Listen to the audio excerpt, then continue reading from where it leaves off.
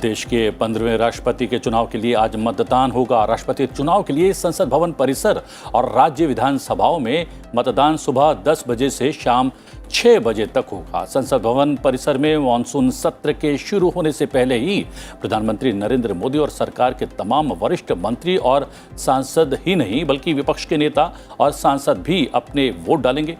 इस मतदान में 4,800 निर्वाचित सांसद और विधायक हिस्सा लेंगे। मतगणना गुरुवार को होगी और नव निर्वाचित राष्ट्रपति 25 जुलाई को शपथ लेंगे। संसद का मानसून सत्र 18 जुलाई आज से शुरू हो रहा है। ये सत्र 12 अगस्त तक चलेगा। मानसून सत्र में 18 जुलाई से 12 अगस्त के बीच कुल 17 कार्य दिवस पड़ रहे हैं। इस सत्र में सरकार कई विधेयकों को सदन में पेश कर सकती है। इनमें संसदीय समिति के समक्ष विचार के लिए भेजे गए 4 विधेयक शामिल हैं। मानसून सत्र को देखते हुए रविवार यानी कि 17 जुलाई को सरकार की ओर से सर्वदलीय बैठक बुलाई गई। इसमें विभिन्न राजनीतिक दलों के नेताओं ने हिस्सा लिया। बैठक में सरकार का प्रतिनिधित्व केंद्रीय मंत्री राजनाथ सिंह, उनके मंत्रिमंडल के सहयोगी और राज्यसभा में भारतीय जनता पार्टी के नेता पीयूष गोयल और संसदीय मामलों के मंत्री प्रहलाद जोशी ने किया। बैठक में सरकार ने संसद के सुचारू संचालन के लिए सभी पक्षों से सहयोग का अनुरोध किया। उपराष्ट्रपति पद के लिए एनडीए के उम्मीदवार जगदीप धनखड़ आज अपना नामांकन दाखिल करेंगे। रविवार को उन्होंने भाजपा अध्यक्ष जेपी नड्डा और रक्षा मंत्री राजनाथ सिंह से भेंट की। रविवार को नवीन पटनायक के नेतृत्व वाले बीजू जनता दल ने धनखड़ की उम्मीदवारी को समर्थन देने की घोषणा की। विपक्षी दलों ने रविवार को राजस्थान के पूर्व राज्यपाल मार्गरेट अल्वा को उपराष्ट्रपति चुनाव के लिए अपने संयुक्त उम्मीदवार के रूप में मैदान में उतारने का फैसला किया। बता दें कि 6 अगस्त को उपराष्ट्रपति पद के लिए चुनाव होना है। इसके लिए नामांकन की आखिरी तिथि 19 जुलाई है।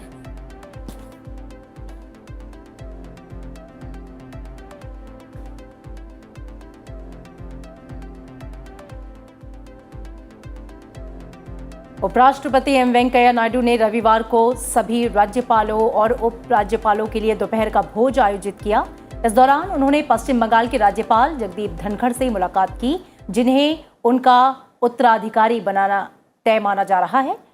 उपराष्ट्रपति सचिवालय में दोनों नेताओं की तस्वीरें ट्विटर पर साझा की हैं। भारत ने 200 करोड़ वैक्सीनेशन का ऐतिहासिक आंकड़ा पार कर लिया है। इस आंकड़े को भारत ने 18 महीने में पूरा किया। इसे लेकर प्रधानमंत्री नरेंद्र मोदी ने देश को बधाई दी। केंद्रीय स्वास्थ्य मंत्री मनसुख मांडविया समेत कई अन्य मंत्रियों और नेताओं ने भी इस कीर्तिमान पर खुशी जताई। आईसीएसई बोर्ड की 10वीं कक्षा का परीक्षा परिणाम घोषित हो गया है। इसमें कानपुर के शेलिंग हाउस स्कूल की कक्षा 10वीं की छात्रा अनिका गुप्ता नेशनल टॉपर रहीं। अनिका गुप्ता को 99.8% अंक मिले हैं। मेडिकल प्रवेश परीक्षा नीट में रविवार को करीब 95% उपस्थिति दर्ज की गई, जिसके लिए इस साल सबसे ज्यादा आवेदन आए थे। कुल 18,72,329 उम्मीदवारों ने देश में सबसे बड़ी प्रवेश परीक्षा के लिए पंजीकरण करवाया था, जिनमें से 10.64 लाख छात्राएं थीं। ये पहली बार था जब नीट मेडिकल प्रवेश परीक्षा के लिए पंजीकरण की संख्या 18 लाख से पार कर गई, जिसमें 2021 की तुलना में 2.5 लाख अधिक छात्रों ने आवेदन किया।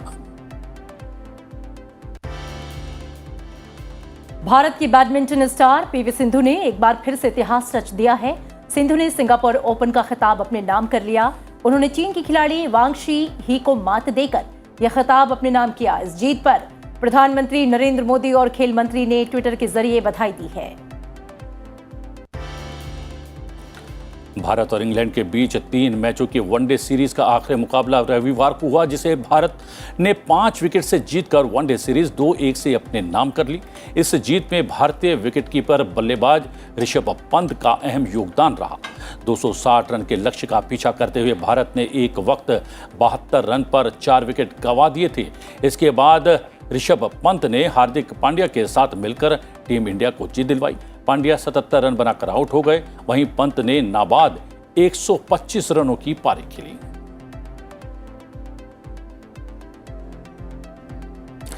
और अब बात कर लेते हैं एक बहुत ही खास सेगमेंट की, राज्यों से जुड़ी हुई खबरों की।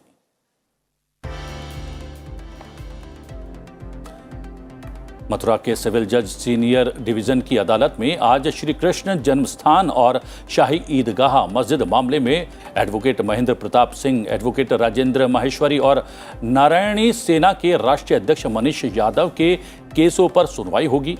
तीनों लोग श्री कृष्ण जन्मस्थान केस के पक्षकार हैं।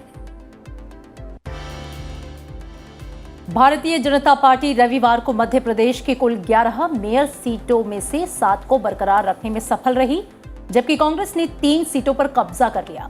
कांग्रेस ने परिणामों को उत्साहजनक करार दिया, जबकि भाजपा ने चुनावों में अपने स्वयं के प्रदर्शन को ऐतिहासिक बताया। 2015 में हुए पिछले स्थानीय निकाय चुनाव में मेयर की सभी सीटें बीजेपी के पास थीं। प्रधानमंत्री नरेंद्र मोदी ने एक ट्वीट में स्थानीय निकाय चुनावों में भाजपा में विश्वास जताने के लिए लोगों के प्रति आभार व्यक्त किया।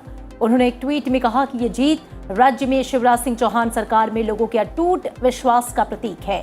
विजयी उम्मीदवारों के साथ साथ पार्टी कार्यकर्ताओं को बधाई।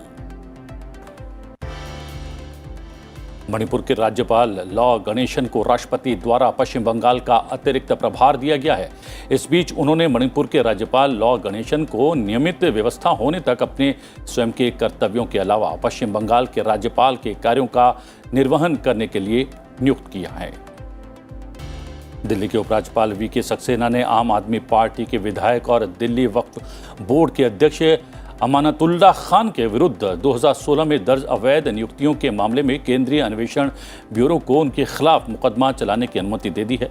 वक्फ बोर्ड के तत्कालीन मुख्य कार्यकारी अधिकारी महमूद आलम के खिलाफ भी नियमों, विनियमनों और कानून का जानबूझकर आपराधिक उल्लंघन करने, पद का दुरुपयोग करने और सरकारी खजाने को वित्तीय नुकसान पहुंचाने सहित विभिन्न अपराधों के लिए मुकदमा चलाने की भी मंजूरी दे दी है। देश में बढ़ रही कोरोना की रफ्तार से लोगों की चिंता फिर से बढ़ने लगी है। कई राज्यों में मामले धीरे धीरे बढ़ने लगे हैं। हालांकि दिल्ली में कोरोना की स्थिति नियंत्रित है। दिल्ली के मुख्यमंत्री अरविंद केजरीवाल ने कहा कि मोहल्ला क्लिनिक में भी एहतियात खुराक देने का संचालन किया जाएगा। दिल्ली में अब तक 3.53 करोड़ वैक्सीन डोज दी जा चुकी है। उत्तर प्रदेश के अमरोहा जिले में सरकारी जमीन पर बने एक मदरसे को वहां बिना इजाजत नमाज पढ़े जाने की शिकायत पर बुलडोजर से गिरा दिया गया है। करीब 1 महीने से वहां नमाज अदा किए जाने की कुछ लोगों ने शिकायत की थी, जिसके बाद प्रशासन ने मदरसा जमींदोज कर दिया। रविवार को दक्षिणी कश्मीर के पुलवामा में दहशतगर्दों ने सुरक्षा बलों की टीम पर हमला कर दिया। आतंकी हमले में सीआरपीएफ का एक सैनिक शहीद हो गया। स्थानीय पुलिस और सीआरपीएफ के सैनिक नाके पर चेकिंग कर रहे थे और इसी के चलते दहशतगर्दों ने सुरक्षा बलों की टीम पर हमला किया। महाराष्ट्र, गुजरात, कर्नाटक, केरल और असम के कई इलाकों में भारी बारिश के बाद बाढ़ से हालात गंभीर हो गए हैं। महाराष्ट्र में मानसून आने के बाद से अब तक 102 लोगों की मौत हो चुकी है। उधर राजस्थान के श्रीगंगानगर में भारी बारिश के बाद राहत और बचाव कार्य के लिए सेना को बुलाया गया है। गुजरात के 9 जिलों में रेड अलर्ट जारी किया गया है। असम में 2,10,000 से ज्यादा लोग बाढ़ के पानी से अभी भी घिरे हुए हैं।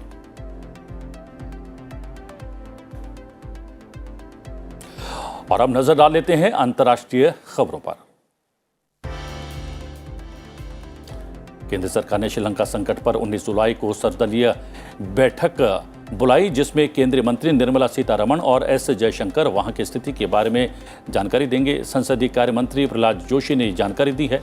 संसद के मानसून सत्र से पहले 17 जुलाई को बुलाई गई सर्वदलीय बैठक के दौरान तमिलनाडु के दलों अन्नाद्रमुक और डीएमके ने भारत से पड़ोसी देश के मामले में हस्तक्षेप करने की मांग की थी, जो एक बड़े आर्थिक संकट का सामना कर रहा है। श्रीलंका के राज्य द्वारा संचालित सीलोन पेट्रोलियम कॉर्पोरेशन यानी कि सीपीसी ने डीजल और पेट्रोल की खुदरा कीमतों में कमी की है। गंभीर विदेशी मुद्रा की कमी ने देश में ईंधन और अन्य आवश्यक वस्तुओं के आयात में बाधा उत्पन्न की, जो कि सबसे खराब आर्थिक स्थिति में है। नई कीमतें रविवार रात 10 बजे से प्रभावी हो गईं। भारत और चीन के बीच 16वें दौर की सैन्य वार्ता करीब 12.5 घंटे तक चली। इस दौरान भारत ने फिर से चीन पर दबाव डाला कि वो पूर्वी लद्दाख के विवाद वाले क्षेत्रों से सेना पूरी तरह से पीछे हटाए। दोनों देशों के बीच करीब 4 महीने के अंतराल के बाद वार्ता का दौर फिर से शुरू हुआ है। वार्ता में भारतीय पक्ष ने सीमा पर अप्रैल 2020 में सैन्य झड़प आरंभ होने से पहले की स्थिति बहाल करने की मांग की है। सर्बिया से हथियार लेकर बांग्लादेश जा रहा यूक्रेन का एक मालवाहक विमान हादसे का शिकार हो गया। आग की लपटों से घिरा ये विमान उत्तरी ग्रीस में गिर गया। इस हादसे में चालक दल के सभी 8 सदस्यों की मौत हो गई। आग की लपटों में घिरे ये विमान जो है वो कवाला शहर के नजदीक मक्के के खेत में जा गिरा। यूक्रेन के राष्ट्रपति वोलोदिमीर जेलेंस्की ने कुछ कर्मचारियों के संभावित सहयोग का हवाला देते हुए सुरक्षा सेवा प्रमुख और अभियोजक जनरल को बर्खास्त कर दिया है। कम लागत वाली एयरलाइनों के कर्मचारियों के साथ साथ हवाई यातायात नियंत्रकों के 4 घंटे के वॉकआउट के कारण रविवार को इटली के करीब 500 उड़ानें रद्द कर दी गई। यूनियन के एक अधिकारी ने कहा कि एयरलाइन कर्मचारी बेहतर वेतन के साथ साथ काम करने की स्थिति में सुधार की मांग कर रहे हैं, जिसमें लंबी शिफ्ट में भोजन भी शामिल है। फायर ब्रिगेड कर्मचारियों ने रविवार को पूरे दक्षिण पश्चिम यूरोप में जंगल में लगी आग पर काबू पाने के लिए कड़ा संघर्ष किया, लेकिन हीट वेव की वजह से उन्हें काफ़ी मुश्किलों का सामना करना पड़ रहा है और अभी तक आग पर पूरी तरह से काबू नहीं पाया जा सका है। हीट वेव की वजह से ब्रिटेन में आने वाले हफ्ते में नए तापमान रिकॉर्ड स्थापित हो सकते हैं।